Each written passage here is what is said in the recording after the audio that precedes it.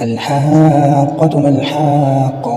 وما أدراك ما الحاقة كذبت ثمود وعاد بالقارعة فأما ثمود فأهلكوا بالطاغية وأما عاد فأهلكوا بريح صرصر عاتية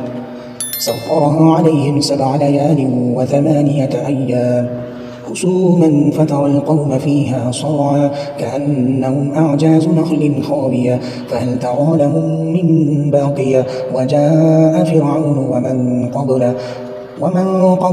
والمؤتفكات بالخاطية فعصوا رسول ربهم فأخذهم أخذة رابية إنا لما طغى الماء حملناكم في الجارية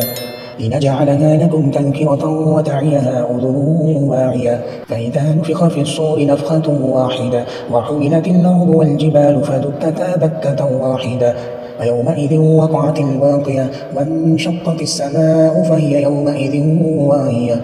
والملك على أرجائها ويحمل عرش ربك فوقهم يومئذ 8 يومئذ تعرضون لا تخفى منكم خافية فأما من أوتي كتابه بيمينه فيقول هاؤم اقرءوا كتابيه إني ظننت أني ملاق حسابيه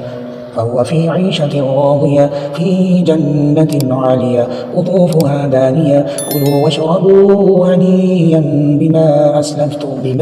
أسلفتم في الأيام الخالية وأما من أوتي كتابه بشماله فيقول يا ليتني لم أوت كتابيه ولم أدر ما حسابيه يا ليتها كانت القاضية ما أغنى عني ماليه هلك عني سلطانيه خذوه فغلوه ثم الجحيم صلوه ثم في سلسلة ذرعها 70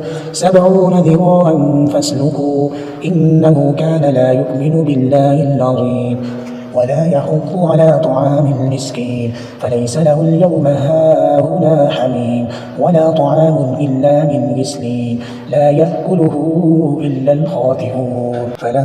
أقسم بما تبصرون وما لا تبصرون إنه لقول رسول كريم وما هو بقول شاعر قليلا ما تؤمنون ولا بقول كاهن قليلا